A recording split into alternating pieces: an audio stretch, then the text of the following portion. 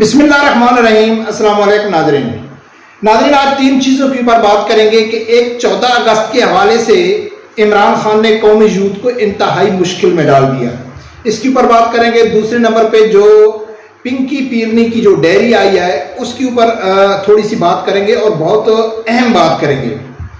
اور تیسرے نمبر پہ جو حافظ سعد رضوی صاحب کا دعویٰ ہے، تحریک لبیک کا دعویٰ ہے، ہمارا دعویٰ ہے کہ یہ جتنی بھی سیاسی جماعتیں ہیں یہ ایک ہیں، یہ صرف عوام کو بے وقوف بنا رہے ہیں۔ جی ہاں، ایک ایسا کیس جو عمران خان کے گلے کا پھندا بن سکتا ہے، یقیناً بن سکتا ہے، اس میں عمران خان کے بچنے کے بلکہ پنکی پیرنی کے بھی بچنے کے کوئی چانس نہیں ہے۔ اس میں رکاوٹ یہ پی ڈی ایم حکومت خود ڈال رہی ہے، وہ سیریس نہیں ہے اس کیس کو اٹھانے کے لیے جس کیس میں عمران خان اور پنکی پیرنی کو سزائے موت ہو سکتی ہے، یعنی ایک بڑی سزا ہو سکتی ہے۔ اس کے اوپر بات کریں گے۔ ناظرین، سب سے پہلے بات کرتے ہیں کہ قومی یوتھ بیچاروں کی قسمت میں ذلت رکھی ہوئی ہے تو وہ ہر جگہ میں ذلیل ہی ہوتے ہیں۔ 14 اگست قومی یوتھ کہہ رہی ہے کہ ہم 14 اگست نہیں مناتے، کچھ لوگوں نے جھنڈوں کو بھی جلایا، پاسپورٹ یعنی کہ پھاڑ رہے ہیں، اعلان کر رہے ہیں کہ ہم 14 اگست کا بائیکاٹ کریں گے۔ اچھا، ادھر P T I Imran Khan کی طرف سے اور پی ٹی آئی اہم رہنماؤں کی طرف سے یہ حکم آیا ہے کہ بھئی ہم 14 اگست جوش و خروش سے منائیں گے۔ اب قومی یوتھ بہت بری طرح پھنس چکی ہے کہ اگر وہ 14 اگست نہیں مناتے تو غدار ثابت ہوتے ہیں۔ یقیناً 14 اگست نہیں منائیں گے تو غدار ہی ہے نا۔ اگر 14 اگست مناتے ہیں تو کیا آپ لوگوں کو حقیقی آزادی مل گئی؟ آپ 1.5 سال سے جو آزادی لینے کی بات کر رہے تھے، کیا وہ آزادی آپ لوگوں کو مل گئی؟ نہیں ملی، تو آپ کس منہ سے 14 اگست منا رہے ہیں؟ آپ کو تو کوئی حق بھی نہیں ہے 14 اگست منانے کا۔ آپ تو وہ ڈیٹ منائیں گے جس دن آپ کو عمران خان قوم سے حقیقی آزادی دلوائے گا۔ لیکن کیا ہے، جب ذلت مقدری بن جائے تو پھر آدمی کیا کہہ سکتا ہے۔ اب ناظرین، دوسرے نمبر پر بات کرتے ہیں ڈیری کی۔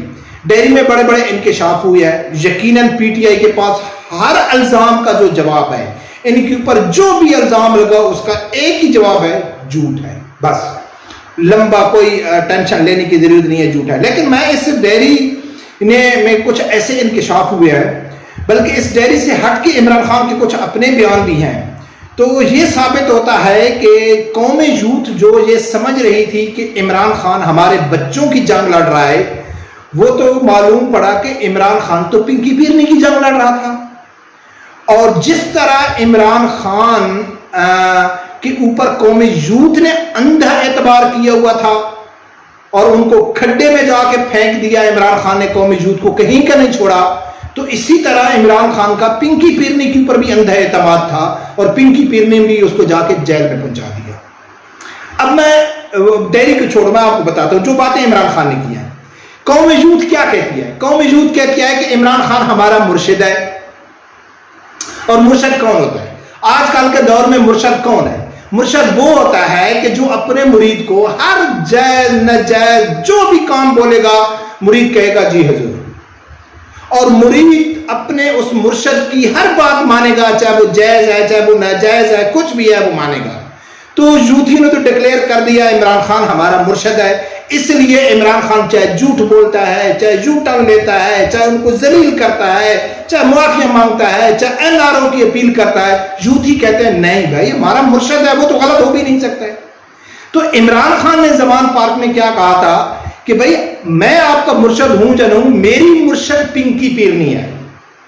یعنی کہ جس طرح قومی یوتھ ہر جائز ناجائز بات، غلط بات کا عمران خان کو سپورٹ کرتے تھے، اسی طرح عمران خان پنکی پیرنی کی ہر جائز ناجائز بات کو سپورٹ کر رہا تھا۔ اور جس طرح یہ قومی یوتھ کہتی تھی کہ بھئی عمران خان ہماری ریڈ لائن ہے، اور عمران خان نے باجوہ کو کہا تھا، جب باجوہ نے کہا تھا کہ بھئی یہ آپ کی بیوی جو مداخلت کر رہی ہے آپ کے کاموں میں، عثمان بزدار وغیرہ جو ملکی معاملات ہیں، تو وہ پہلے بھی باتیں ہوئی تھی اس کتاب سے پہلے کہ بکرے جلائے گئے، مرغیاں جلائی گئیں، یہ تو جادو ٹونے کی باتیں تو پہلے سے ہو رہی ہے نا۔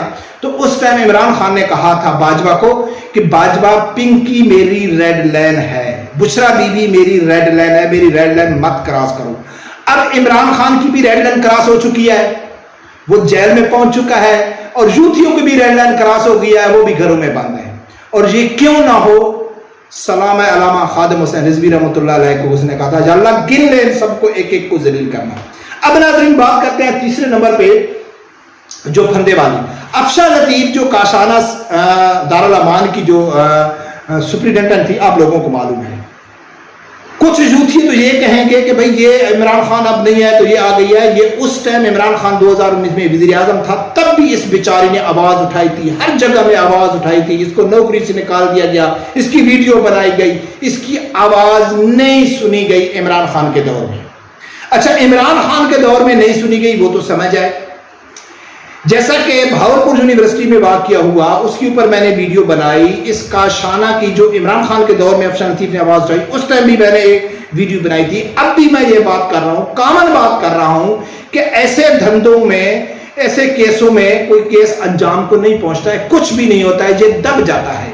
क्योंकि ऐसे केस में जो लोग मुलव्विस होते हैं वो जानवर होते हैं, और जानवरों का पार्टियों के साथ ताल्लुक नहीं होता है।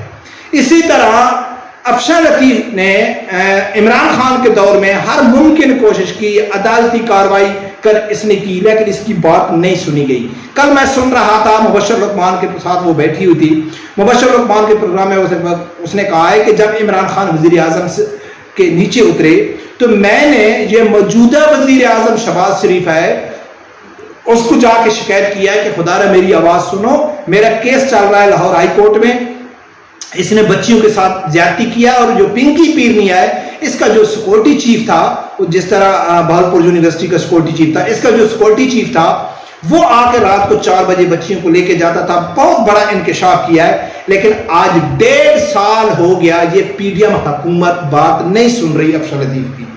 तो नाज़रीन इससे क्या बात साबित है? वही है ना कि बच्चियों की जो सप्लाई है, ये जो गंदा धंधा है, चाहे यूनिवर्सिटियों का है, चाहे दारुल अमान का है, चाहे ये इनके अपने जो हैं इसमें ये सब लोग एक हैं, इनकी कोई पार्टी नहीं है, कुछ भी नहीं है, ये एक दूसरे को सप्लाई करते हैं। मैंने कहा था ना कि ये माल गनीमत होता है, ये हर आदमी को पहुंचता है। जो इंसाफ देने वाले होते हैं उनको भी ये माल पहुंचता है, फिर वो इंसाफ कैसे दे। तो अफशा लतीफ अब भी उस इंसाफ के लिए दर बदर धक्के खा रही है। तो पहले तो इमरान खान की हुकूमत थी, इमरान खान के खिलाफ था, अजमल चीमा उसका वजीर था, इमरान खान था, पिंकी पीरनी थी, उस्मान बुदा, सब ये एक माफिया इकट्ठा था जो पार्लियामेंटेरियन को लड़की पेश की जाती है। लेकिन अब तो उनके मुखालिफ की हुकूमत है ना। आज तो पीडीएम को चाहिए कि इस केस को ओपन करे, दुनिया के सामने लेके आए और पिंकी पीरनी को भी गिरफ्तार करे, इसकी तहकीकात होनी चाहिए। लेकिन वो अफशा लतीफ की बात नहीं सुन रहे। क्यों नहीं सुन रहे? अल्हम्दुलिल्लाह जो हम बात करते हैं कि ये जो नून लीग है, ये पीपल पार्टी है, या ये पीटीआई है, ये सिर्फ अवाम को बेवकूफ बनाना है बस। जहां वो ऐसा केस सामने आएगा जिसमें किसी आदमी को अंजाम तक पहुंचाना है तो वो उसको नहीं छेड़ेंगे, उसमें डील होगी, कुछ लेने और देने की बातें होगी, अवाम को बेवकूफ बनाया जाएगा। लेकिन अवाम है जब बेवकूफ बनना ही चाहती है, वो खुद समझना ही नहीं चाहती, तो लोग क्या कर सकते हैं? जो खुद ही जलील होना चाहते हैं तो फिर उनको कौन बचा सकता है? अल्हम्दुलिल्लाह कि जो हम शुरू से जो तहरीक लबैक का इल्जाम होता है, शुरू से जो तहरीक लबैक दावा करती है, वही बात साबित होती है। और अल्हम्दुलिल्लाह कि अब पाकिस्तानी कौम के सामने आया हो गया है कि हर वो मसला जो गरीब आवाम से जुड़ा हुआ है, जो पाकिस्तान के साथ जुड़ा हुआ है, जो इस्लाम के साथ जुड़ा हुआ है, उस सब का जो हल है वो एक ही है, और वो है निज़ाम मुस्तफ़ा सल्लल्लाहु अलैहि वसल्लम। और वो अगर इस टाइम कोई पोजीशन में है तो वो तहरीक लबैक है और कोई भी नहीं है। जब तक निज़ाम मुस्तफ़ा सल्लल्लाहु अलैहि वसल्लम पाकिस्तान में नाफिज नहीं आता है, शरई निज़ाम नहीं आता है, कुछ भी होने वाला नहीं, कुछ भी नहीं होने वाला है। बस ऐसे टाइम पास होता रहेगा, पहले भी होता रहेगा और आगे भी होता रहेगा, उसमें हल कुछ भी नहीं होगा। रब परवरदिगार से यही दुआ है, अल्लाह ताला हर आदमी को हक साथ सुनने की और उसके साथ खड़े होने की तौफीक अता फरमाए। अल्लाह हाफ़िज़।